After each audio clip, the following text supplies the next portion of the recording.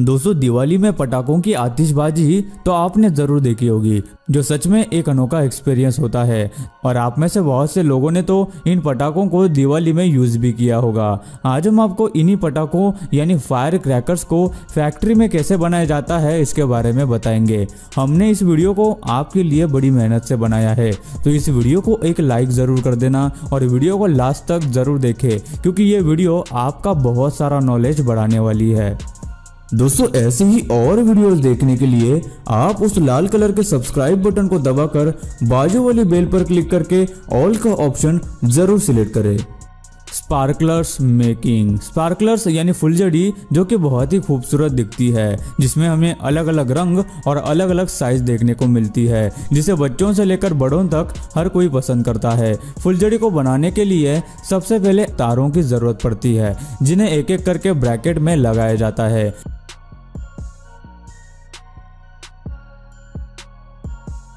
फिर उस ब्रैकेट को स्पार्कलर्स के सॉल्यूशन में डुबाया जाता है और उन्हें सूखने के लिए रखा जाता है।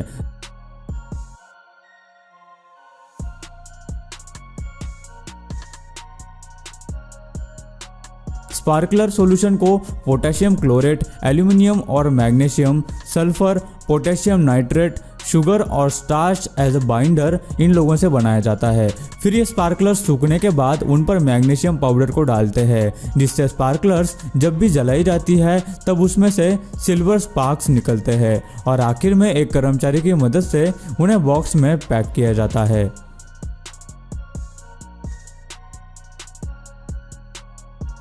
पटाखे मेकिंग। इन पटाखों को बनाने के लिए सबसे पहले पेपर की लंबी सी ट्यूब को छोटे छोटे आकार में काटते हैं। उसके बाद उन्हें एक राउंड फ्रेम में डाला जाता है, जिन्हें अच्छी तरह से अलाइन किया जाता है।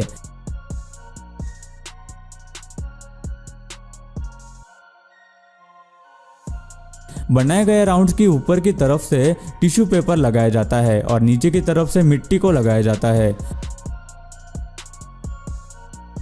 ताकि बारूद ट्यूब से बाहर ना निकल पाए, और उन्हें धूप में सूखने के लिए रखते हैं। सूखने के बाद टिश्यू पेपर वाली साइड से उनमें होल किए जाते हैं और उनमें गन पाउडर और फ्यूज को डाला जाता है और धूप में सूखने के लिए रखा जाता है। मिट्टी सूखने के बाद उसे तोड़ा जाता है और पटाखों को अलग किया जाता है। उसके बाद सभी क्रैकर्स को हाथ से बांधकर उनकी लड़ी बनाने का काम किया जाता है और उन्हें प्लास्टिक में पैक कर दिया जाता है। अभी आपने जो प्रोसेस देखी है वो पूरी तरह से हैंडमेड थी, लेकिन इन्हीं क्रैकर्स को चाइना जैसे देशों में मशीन से भी बनाया जाता है। मशीन पेपर स्ट्रिप्स से रोल्स बनाने का काम करती है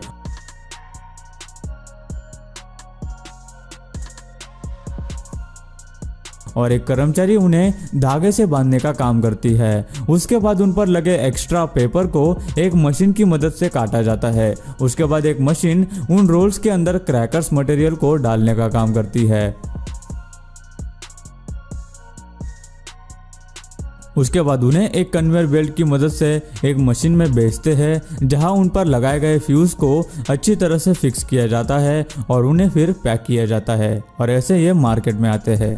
स्काई शॉट्स मेकिंग। दोस्तों, स्काई शॉट्स उड़ाना सबसे मजेदार है और कुछ स्काई शॉट्स ऐसे भी होते हैं जो आसमान को कलर और डिजाइन से भर देते हैं, जिन्हें देखने का एक अलग ही मजा होता है। स्काई शॉट्स को बनाने के लिए सबसे पहले कार्डबोर्ड ट्यूब्स और कार्डबोर्ड प्लग्स को बनाया जाता है। उसके बाद उनमें क्ले पाउडर डालकर मशीन की मदद से अच्छी तरह से दबाया जाता है।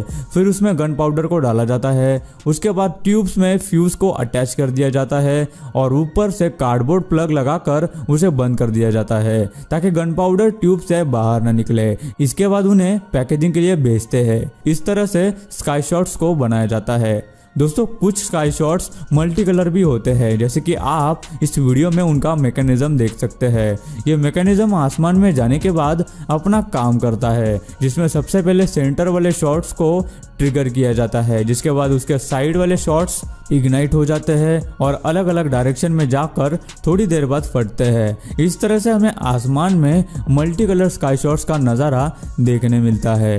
अनार मेकिंग। अनार बनाने के लिए सबसे पहले अनार के बाहर का हिस्सा बनाया जाता है, जिसमें स्पेशल कार्डबोर्ड को कोनिकल शेप में रोल किया जाता है। उसके बाद उसमें gun powder, magnesium, potassium nitrate का मिक्सचर भरते हैं और नीचे से कार्डबोर्ड प्लग लगाकर उसे बंद कर देते हैं और उस पर मिट्टी की कोटिंग की जाती है। उसके बाद उसे सूखने के लिए रख देते हैं। अनार सूख जाने के बाद उनमें फ्यूज को इंस्टॉल किया जाता है और आगे भेजा जाता है,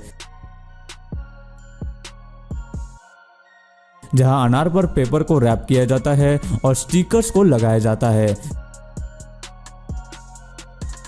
स्टिकर्स लगाने के बाद उन्हें बॉक्स में भरा जाता है और मार्केट में लाया जाता है।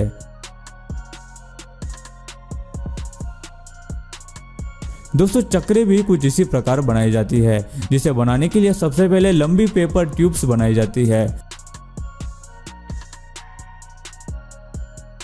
जिनमें गन पाउडर को भरा जाता है, जिसके बाद उन्हें एक रॉड की मदद से रोल किया जाता है और एक सांचे में रखा जाता है ताकि उनका शेप चेंज न हो।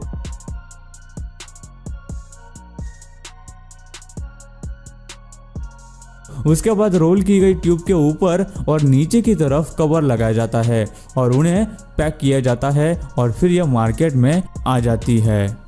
सुतली बम मेकिंग। दोस्तों सुतली बम बनाने के लिए सबसे पहले एक छोटे बॉक्स में बारूद को भरा जाता है। उसके बाद उस बॉक्स के ऊपर रस्सी को लपेटा जाता है।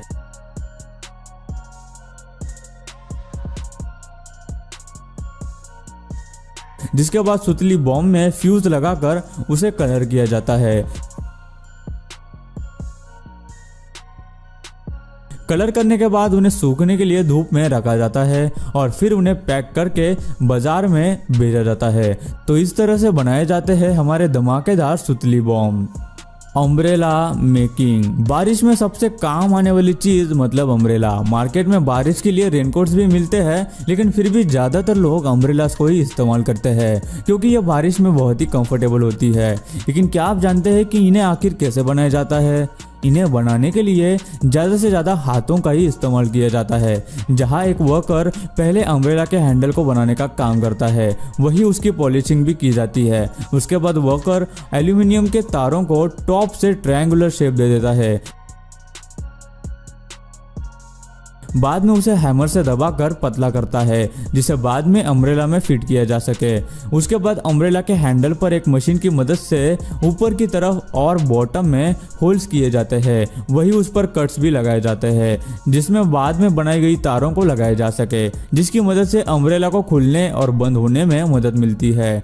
तारें लग जाने के बाद उसमें नॉच लगाया जाता है, जिससे अम्ब्रेला खुलती है और बंद होती है। यह सब होने के बाद उसे चेक करते हैं। सब कुछ ठीक रहा तो उस पर फैब्रिक लगाया जाता है। दूसरी ओर कर्मचारी नायलॉन फैब्रिक पर चौक से मार्किंग करता है, जिस पर अम्ब्रेला के पार्ट्स को काटा जाता है। काटे गए सभी पार्ट्स को एक साथ स्टिच करते हैं, जिन्हें बाद में एक वर्कर की मदद से अम्ब्रेला की तारों पर स्टिच किया जाता है। और इस तरह अम्ब्रेला पूरी तरह से बनकर तैयार हो जाती है।